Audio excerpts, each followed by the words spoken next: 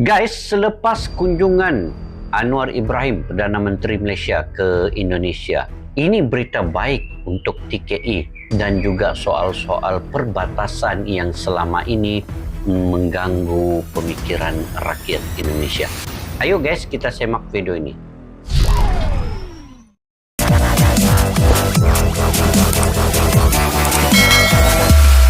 Assalamualaikum dan salam sejahtera. Selamat bertemu kembali di channel Askalani Studio.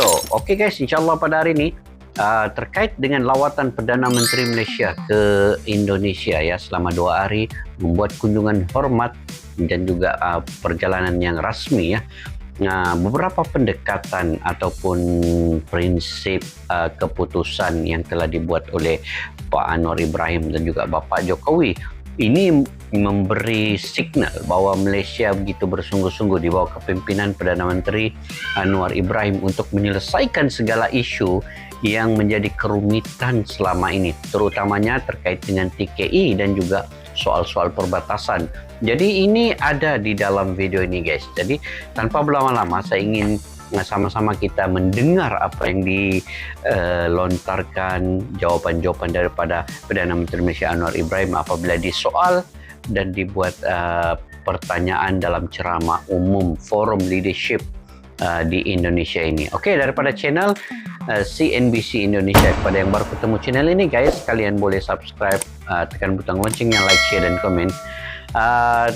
Judulnya ialah janji PM Anwar Ibrahim selesaikan soal perbatasan hingga TKI. Ayo guys, kita lihat video ini. Datuk ya, atas pencerahan yang luar biasa. Kami semua terkagum-kagum karena buku yang dibaca begitu luar biasa banyaknya. Ya, dan pemahaman Datuk tentang Islam pun menjadi pelajaran yang sangat luar biasa untuk kita semua. Karena ini betul-betul merupakan sebuah sharing knowledge dan pengalaman Cheryl luar Tanjung, biasa untuk kami semua. Oke guys, ini di Leadership Forum bersama yang amat berhormat Datuk Seri Anwar Ibrahim, Perdana Menteri Malaysia. Ini adalah kunjungan pertamanya guys ke Indonesia semenjak dilantik menjadi Perdana Menteri sebulan yang lepas. Ini kunjungan pertamanya ya. Dia memilih negara Indonesia guys.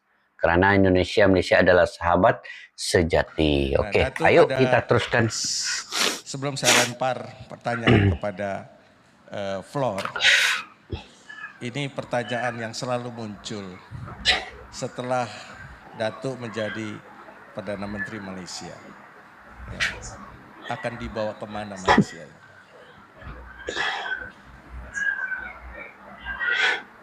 Oh, pertanyaan yang singkat tapi mendalam juga pertanyaan. Amat membebankan. Gini, saya mau negara Malaysia yang demokratik dan adil. Saya mau orang kenal usaha Anwar untuk Malaysia itu membersihkan dari rasuah dan penyelewengan dan menunjukkan bahawa ada pemimpin Melayu, Islam, Malaysia yang benar-benar ikhlas untuk membela nasib rakyat. Itu jalur hukum. Oh, ramai guys ya. Demokrasi, dan ekonomi betul. Tapi akhirnya orang tanya dia, at least this man tried his best to save the country from the scourge of corruption, abuse of power. He may succeed to an extent, he may not succeed totally. I'm sure I will not. But at least there is a recognition he tried his best. Wah, itu jawaban luar biasa, dijawabnya singkat tapi Perdana Menteri Anwar Ibrahim. Luar biasa. Nah, yang kedua Datuk, ini selalu hubungan antara Indonesia Malaysia. Ini kan kita tetangga dekat, serantau, serumpun, tapi selalu saja ada masalah-masalah. Asia. Ya, saya tahu masalah yang selalu muncul di kedutaan besar kita itu adalah masalah tenaga kerja. Lalu masalah kedua itu masalah kita tahu seringkali perbatasan pun menjadi isu. Ya, dan masalah-masalah lain yang kadang-kadang seringkali mengganggu. Karena saya ingat sekali waktu saya masih di pemerintahan pun seringkali menjadi jembatan untuk mengatasi permasalahan. Nah, di era kepemimpinan Datuk sebagai Prime Minister, ini Soalan apa yang mantap. kira-kira akan dilakukan untuk membuat, karena Datuk adalah sahabat Indonesia, ya tentu lebih mudah untuk membuat permasalahan hubungan Indonesia-Malaysia ini menjadi lebih rukun lagi, lebih saling membantu lagi, dan lebih saling menguntungkan lagi. Nah, ini. Oke, kita dengar jawaban Perdana Menteri Malaysia, guys. TKI ini saya pendirian saya agak konsisten dah lama. Dan saya pasti ia boleh diselesaikan. Pertama, sistem pemilihan itu harus diperbaiki. Ya, kita tidak boleh izinkan sistem dengan ejen-ejen yang memunggah kekayaan terlalu tinggi dan mendera rakyat. Ya, kos terlalu tinggi. Dan perubahan sistem itu harus dirubah di Malaysia dan juga di Indonesia dan di Bangladesh. Ini seolah-olah modern slavery. Carilah perniagaan lain nak untung, tapi janganlah berniaga manusia. Jadi sebab itu solution ini dikemukakan dalam perbincangan kita tahun lalu sekalipun, ya, yang diulang oleh Presiden Jokowi ialah digitalization. Apa yang rumitnya? Apa yang perlu bayar kepada companies, agents terlalu tinggi? Ya. Kerana bila diambil terlalu tinggi, itu dibayar oleh pekerja. Dan gaji pekerja itu, upah pekerja itu sudah rendah. Jadi hal ini saya bagi jaminan kepada Presiden. Saya bilang Presiden harus berkunjung ke Malaysia secepat mungkin. Dan saya akan pastikan Presiden tetap saja tarikh bulan Juni. Maka saya akan pastikan ini dapat diselesaikan sebelum Presiden tiba di Kerajaan. Dan ada kasus-kasus penderaan pekerja.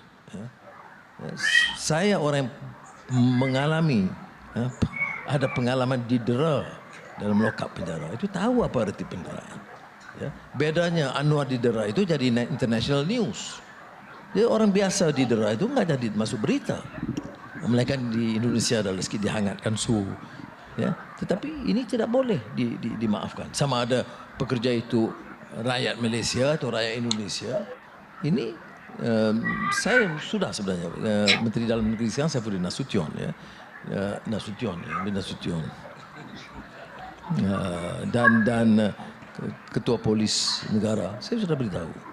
Biar kita dalam beberapa bulan ini beri mesej yang jelas, tidak pada kenyataan, pada tindakan. Kalau ada penderaan, jangan tolak ansur sama sekali. Tak peduli dia Datuk Seri ke Tan Sri ke Tun, enggak peduli. Ya, hukum itu, negara hukum itu tidak kenal jabatannya. Ya. Itu yang penting gitu. Jadi itu untuk tapi yang penyelesaiannya ialah digital. Mantap, kemasukan ini dan keluar prinsip pekerja itu melalui digital.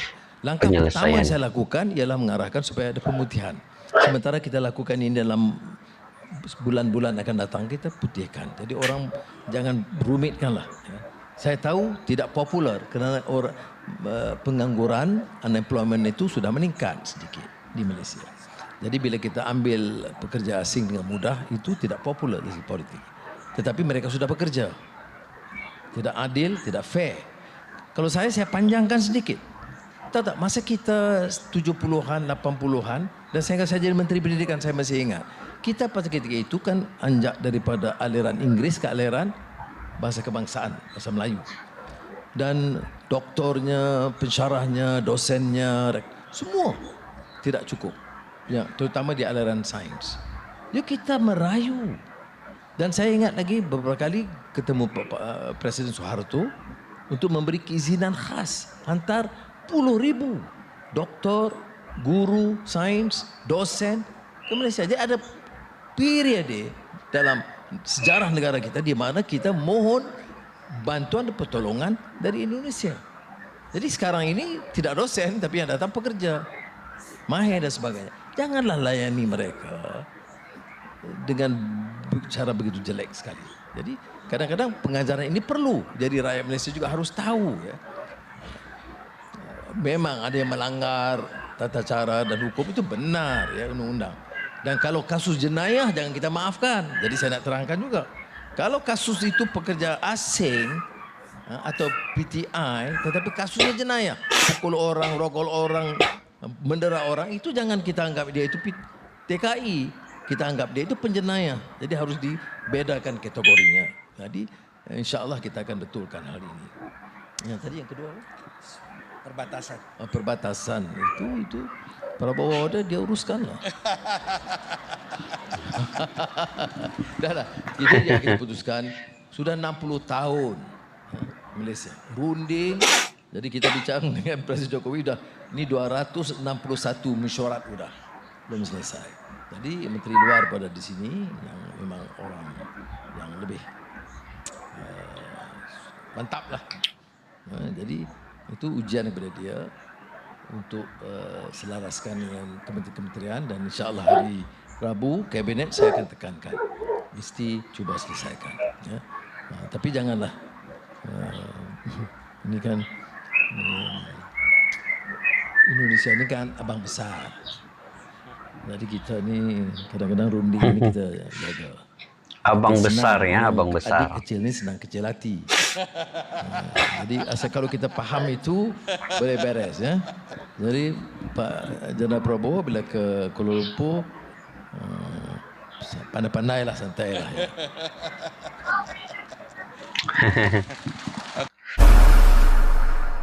Alhamdulillah itu guys tadi penerangan penjelasan yang cukup komplit, cukup jelas, perfect daripada Perdana Menteri Malaysia Datuk Seri Anwar Ibrahim apabila dipertanyakan disoal dengan TKI dan juga perbatasan di Malaysia dan juga Indonesia ini, hubungan kedua-dua negara ini. Jadi cukup jelas ya. Apa yang penting guys, kita doakan bersama-sama supaya hubungan Indonesia-Malaysia itu lebih akrab lagi ya di bawah kepemimpinan Perdana Menteri yang ada sekarang Anwar Ibrahim dan juga Bapak Jokowi ini. Dan seperti hubungan kakak dan adik yang dilontarkan tadi oleh Perdana Menteri Malaysia ini, Indonesia itu seperti abang besar guys, dan Malaysia ini seperti adik, begitu. Jadi mudah-mudahan hubungan kedua negara ini selamat dan sukses ya. Dan juga selama ini saya juga banyak ditanyakan di komentar-komentar video-video reaction saya terkait dengan TKI ini guys. Saya tidak berani menjawabnya karena yang lebih berautoritas menjawab ini adalah pemerintah. Nah, jadi di sini adalah mediumnya yang dilakukan sendiri, dipertanyakan sendiri oleh siapa tadi ini yang pengurusi Cair Tanjung nih kepada Perdana Menteri Malaysia itu dijawab dengan secara tuntas juga oleh Perdana Menteri. Jadi mereka yang berautoriti itu yang bisa menjawab segala persoalan-persoalan ini guys. Macam saya, macam kami yang seperti YouTuber ataupun orang-orang rakyat biasa ini sebenarnya bukan tidak mau menjawab, tetapi tidak molek ataupun tidak bagus untuk kita memberi satu penjelasan yang bukan dalam pengetahuan kita sepenuhnya, begitu. Jadi mudah-mudahan dengan penjelasan ini kalian semua juga dapat sebenar-benarnya menghayati agar Malaysia dan Indonesia ini di masa hadapannya lebih baik lagi. Itu yang kita maukan. Persahabatan, keakraban rukun tetangga kita itu tetap berjalan seperti biasa guys. Jadi saya ingat itu saja guys. Nanti akan datang di video yang akan datang kita buat lagi beberapa siri lawatan daripada Datuk Seri Anwar Ibrahim ini. Jika kalian juga punya pendapat dalam momen ataupun komentar dalam video ini, kalian boleh ruang kolom di bawah untuk membuat komentar kalian. Sampai kita berjumpa lagi. Salam persaudaraan. Assalamualaikum. Bye-bye.